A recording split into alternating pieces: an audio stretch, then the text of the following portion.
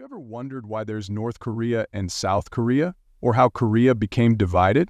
Well, the split of Korea is the result of a series of events, mostly driven by war and global politics. The Korean War, which lasted from 1950 to 1953, is often seen as the main event that divided Korea. But in reality, the split had already begun even before the war. The war itself just made the division more permanent. Korea has also decided to die into the Korean language. Within 40 years, the region had become the second largest continent. To understand how Korea ended up split in two, we need to look at the bigger picture, including the Cold War, a conflict that shaped much of the 20th century. The Cold War wasn't a typical war where two sides directly fought against each other. Instead, it was a war of ideas between two major powers, the United States and the Soviet Union. The main conflict in the Cold War was ideological, with the U.S. supporting capitalism and democracy, while the USSR backed communism. These two superpowers never fought directly in battle, but instead used proxy wars to fight for influence in different parts of the world. A proxy war is when two countries support opposite sides in a conflict, but they don't directly fight each other. One example of a Cold War proxy war is the Vietnam War. In this case, the U.S. supported South Vietnam, which was fighting against communist North Vietnam. At the same time, the Soviet Union supplied tanks, planes, weapons, and money to help the North Vietnamese. Another proxy war was in Afghanistan, where the Soviets backed the communist government and the U.S. supported the Afghan rebels, known as the Mujahideen, with billions of dollars in aid. This turned out to be a big mistake for the U.S., because one of the leaders of the Mujahideen was a man named Osama bin Laden. Later, bin Laden founded al-Qaeda, a terrorist group that attacked the U.S. in 2001, leading to a long conflict between the U.S. and terrorism. But let's get back to Korea. The Korean War was another example of a proxy war during the Cold War. However, the division of Korea itself started earlier, even before the Cold War became a global concern. At the end of World War II, Korea was under Japanese control. Japan had ruled Korea since 1910 after annexing it from the Korean Empire. But in 1945, Japan lost World War II, and as part of their surrender, they had to give up all the land they had taken. This included Korea, which they had ruled for 35 years. At the end of the war, Korea was divided into two zones, with the Soviet Union controlling the north and the United States controlling the south. The division was made along the 38th parallel, an imaginary line that runs across the country. This was meant to be a temporary solution. The idea was that Korea would eventually be unified, but the political situation quickly became more complicated. The United States and the Soviet Union, although they had been allies in the fight against Japan, didn't trust each other and had different ideas about how to govern Korea. The United Nations stepped in to help with the process of unification. They planned for elections in both parts of Korea, hoping to establish a democratic government for the whole country. In the south, Syngman Rhee was elected and the Republic of Korea was formed with the support of the U.S. However, in the north, the Soviet Union refused to allow free elections. Instead, they set up a communist state with Kim Il-sung as the leader. Kim Il-sung is the grandfather of Kim Jong-un, the current leader of North Korea. By 1949, both the U.S. and the Soviet forces had withdrawn from Korea.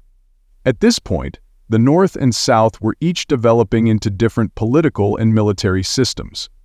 The Soviet Union heavily armed North Korea, providing weapons, tanks, and funding, while the United States did less for the South, even refusing to send them tanks. This left South Korea poorly prepared for any future conflict. In 1950, North Korea, under the leadership of Kim Il-sung, crossed the 38th parallel and invaded South Korea. The Soviet Union had given Kim Il-sung the green light, expecting that the U.S. wouldn't intervene since they had already pulled out their forces from Korea. But Stalin didn't count on the United Nations stepping in. The UN Security Council, which had 5 permanent members, including the Soviet Union, unanimously voted to intervene in the conflict. However, something unusual happened. Even though the Soviet Union had veto power in the UN Security Council, they weren't present to block the vote. The reason for this was that the Soviet Union was protesting the fact that the Republic of China, which controlled Taiwan after the Chinese Civil War, still held China's seat at the UN, even though Communist China had taken over the mainland. So, in protest, the Soviet Union boycotted the UN meetings, leaving the UN to pass the resolution without any opposition. When the UN decided to intervene, most of the military support came from the United States. General Douglas MacArthur led the UN forces, which were mostly American troops. The UN forces fought to push back the North Korean army, and the war quickly escalated. Stalin promised to support North Korea, but he insisted that Soviet troops would not directly engage with US forces. Why would Stalin make such a promise? Well, the Soviet Union didn't want to risk a direct confrontation with the US, which could have led to a much larger and more dangerous war. The Korean War ended in 1953 with an armistice agreement, but the two sides never officially signed a peace treaty. This left the Korean peninsula divided along the 38th parallel, with North Korea remaining a communist state and South Korea becoming a capitalist democracy. The war created a permanent split between North and South Korea that continues to this day. So why is there a North Korea and a South Korea? The division of Korea was the result of World War II, the Cold War, and a series of decisions made by global powers. The Korean War made this division permanent, but the roots of the split go back to the end of World War II and the larger geopolitical struggle between the United States and the Soviet Union. These events led to two very different countries emerging on the Korean peninsula, each with its own government, ideology, and alliances. In the end, Korea was split not just by military conflict, but by the Cold War, which shaped many of the political divisions we see in the world today. Why didn't the United States and the Soviet Union just fight each other directly during the Cold War? Why all these indirect battles and proxy wars? The simple answer comes down to three words: mutually assured destruction. Let me explain. In the 1940s, the US and the USSR were the two main superpowers. They had massive influence over the world, but they also had something else in common: nuclear weapons. In fact, both countries had the power to destroy each other and much more. The US first developed nuclear weapons during World War II, with help from the UK and Canada, in a secret project known as the Manhattan Project. In 1945, the US dropped atomic bombs on the Japanese cities of Hiroshima and Nagasaki, showing the world just how destructive these weapons could be. When the Soviet Union saw this, they quickly ramped up their own nuclear research. By 1949, they successfully tested their own atomic bomb. At this point, both countries had nuclear weapons, and any direct conflict between them could easily lead to World War III. But this wouldn't just be bad for the US and the Soviet Union. It would be disastrous for the entire planet. A nuclear war could have wiped out human civilization. So instead of fighting each other head-on, both sides realized that a direct war would be too dangerous to even consider. Even Joseph Stalin, the leader of the Soviet Union, understood this risk.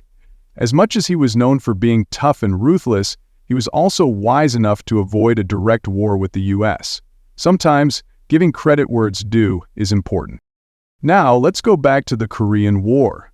By September 1950, the situation was looking grim for South Korea. North Korean forces had pushed the South to the edge of the Pusan perimeter, and it seemed like a communist victory was inevitable. But General Douglas MacArthur of the United States had a plan. Instead of trying to break through North Korean defenses on the ground, he used the US Navy to attack the North from the sea. This surprise move allowed the UN forces to retake Seoul and disrupt the North Korean supply lines. Within a few months, the tide of war had turned, and South Korea was on the verge of winning. However, just as the UN forces were gaining ground, China entered the conflict. Chinese troops crossed the border into North Korea and pushed the UN forces back below the 38th parallel. From there, control of the Korean peninsula kept shifting back and forth, with the line of control constantly moving around the 38th parallel. Eventually, in 1953, the two sides signed an armistice agreement, which created a de facto border between North and South Korea. It's important to note that an armistice is not a peace treaty. Technically, North and South Korea are still at war to this day. After the armistice, both countries built up fortifications along the border to prevent each other from crossing. The result is the Demilitarized Zone, DMZ, a 4-kilometer-wide strip of land that separates the two countries.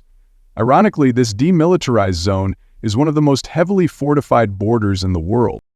Speaking of ironies, the official name of North Korea is the Democratic People's Republic of Korea. It's a bit of a joke, because North Korea is often ranked as one of the least democratic countries in the world. But hey, no one from North Korea is likely to watch this video, so I'm safe to say that in 1991, both North and South Korea joined the United Nations, but despite this, neither country recognizes the other as legitimate. Each one believes it is the rightful government of all of Korea. The only place where the leaders of both countries meet is inside the DMZ, at a location called the Joint Security Area, JSA. This is a very unique place because it sits right on the border, which isn't actually a formal border but an armistice line. In fact, the armistice line runs through the conference table where the two leaders meet. There are doors on either side of the table, and each leader enters and exits through their own country's door without crossing into the other side. Today,